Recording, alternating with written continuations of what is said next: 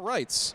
First guest is right here. I don't need to introduce anyone. Hannah Crum of Kombucha Brewers International. How are you doing today? I am great. How are you? I'm doing okay. It's good. It's good to see you again. You too. So, Kombucha Brewers International. For those who don't know, this is not a brand. You guys do not produce kombucha. You guys are a trade organization. What is the sort of mission and philosophy of the group? So Kombucha Brewers International is a 501c6 trade association. We're dedicated to promoting and protecting commercial kombucha around the globe. We do that by interfacing with regulators, education, creating assets for our producers to use to educate consumers. We also look at research and developing testing methods for ethanol in kombucha. So we run the whole gamut of anything you might need to do in order to produce kombucha and to support our members to do so. Yeah, well, kombucha is great. I mean, we've talked many times before, and there's so many different, it's such a complex category. There's so many things going on, from formulation to commercialization, all that kind of stuff. But for you, for just this past year, what are some of the major sort of themes that you've seen, or what are the sort of forces that are shaping this category that you've seen? This category is incredibly dynamic. It's been growing at basically a breakneck speed since it really caught on in, I want to say, like around 2010, 2012. It's just been, tremendous growth year after year. And naturally, at some point, that's going to slow down a little, which we've seen in the category. But I don't think that's indicative of there not being enough opportunity for kombucha. I think it just means we need to start ramping up our efforts in doing more of that consumer outreach and education so that our penetration at the household level gives us more consumers who are looking for healthier beverages and more functional options. Yeah, it is interesting. I mean, it's growing in different ways. I mean, I think maybe there's some slowdown in some areas, but there's some growth in other areas. We've seen a lot of growth in multi-outlet and convenience. And what are some of the things that you've seen that has been sort of successful for brands to make that jump into other channels? I think leveling up, which is the theme of our conference coming up in April. We see brands that are evolving from a local, regional brand to taking those steps into the national channels. And that's affording new opportunities, but along with that comes additional oversight and regulation. And so our goal is really to teach our brands how to do that so that if they're looking towards entering into those streams, the Costco's, the Walmarts, the Targets of the world, the convenience stores, how they're able to do that and be successful.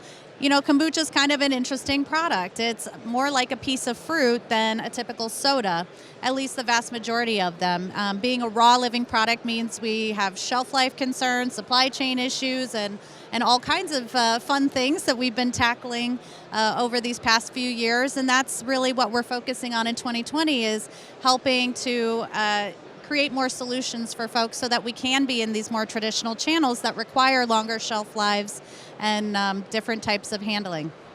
And I think one thing that you guys have been really great about is sort of defining what kombucha is or trying to work towards a standard of identity because, again, it's a living beverage. There's so many things going on. It's really important to have an idea of what this is really supposed to be. So I know this is something you guys have been working on for some time, yes. But can you sort of give us an update about where you guys are with that and sort of what it means for the category at large? Absolutely. So, like you said, kombucha is a tricky animal. It's a home brewer's culture that's now being turned into a mainstream product, similar to yogurt. And I know yogurt went through similar challenges when they became something that you didn't just make at home and to a commercial process. And what's really exciting is Brazil has already put a standard of identity in place. It's a bit of a more traditional definition of kombucha, tea, sugar, SCOBY. It's one that we definitely acknowledge and embrace at KBI, but we also recognize that we have a flexible technology in our SCOBY.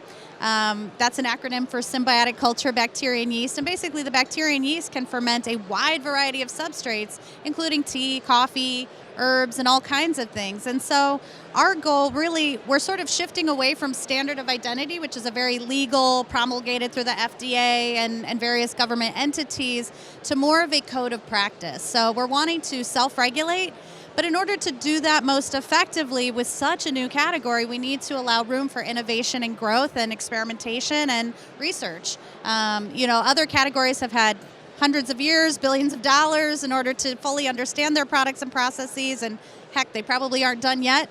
And we're just at the beginning of that process, Fortunately for us, we're at a time when we have more technological resources available, so I anticipate these next few years are going to create a lot of information that will help to bolster that code of practice. And more than anything, we just want consumers to understand the different types of kombucha that are out there. And by types, I mean not just the raw living products or what substrate we're fermenting, but we're now starting to see some shelf-stable kombuchas come out. And what does that mean? And, you know, which consumers are best suited for those products? But also, how do we keep the education clear so you don't have a raw product being treated like a shelf-stable product? So there's a lot of education that still goes along with that. Yeah, it's a great ongoing conversation that's going on there, and I think one that we've seen within the industry this year. Some prominent people, voicing opinions, which is great, which is good, stimulating that conversation. I mean, with things like shelf stability or things like certain flavors and sort of maybe going closer to that soda drinker. I mean, do you think that conversation that was had earlier this year, specifically led by GT Dave and Dinah Trout? Do you think that's a healthy thing for the category to have, and what have you seen sort of come out of that?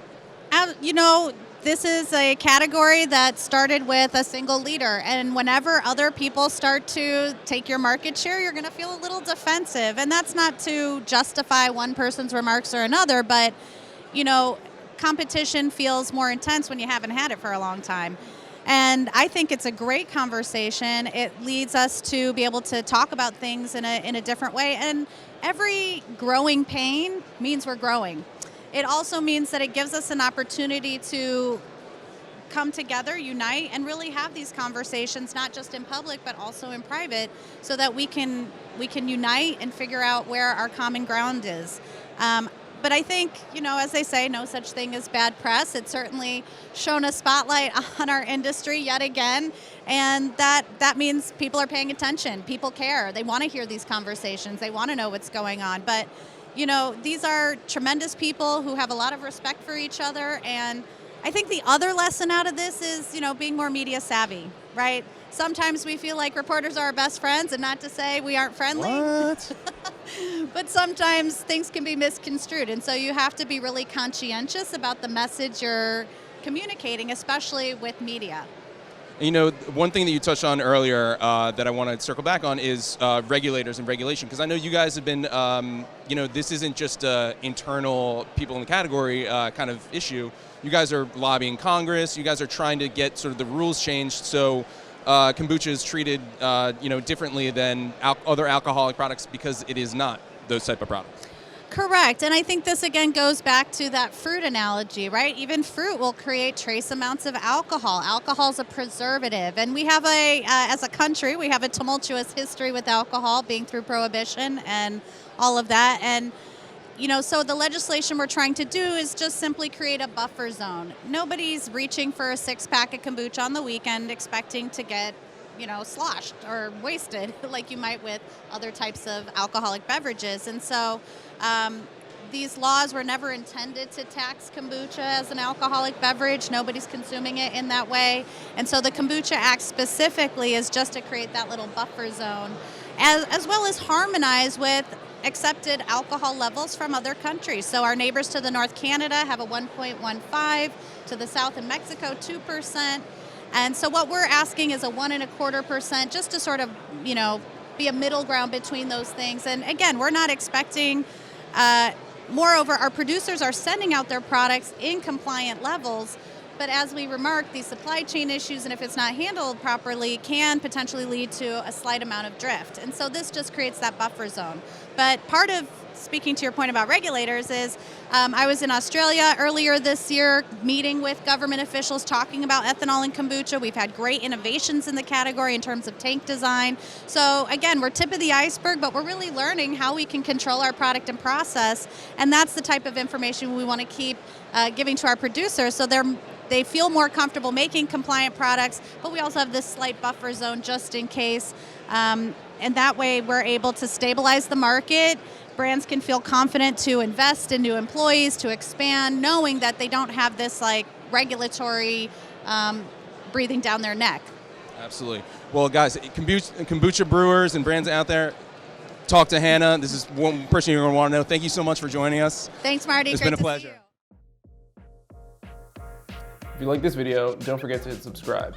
Ding the bell and you'll know when the next one drops.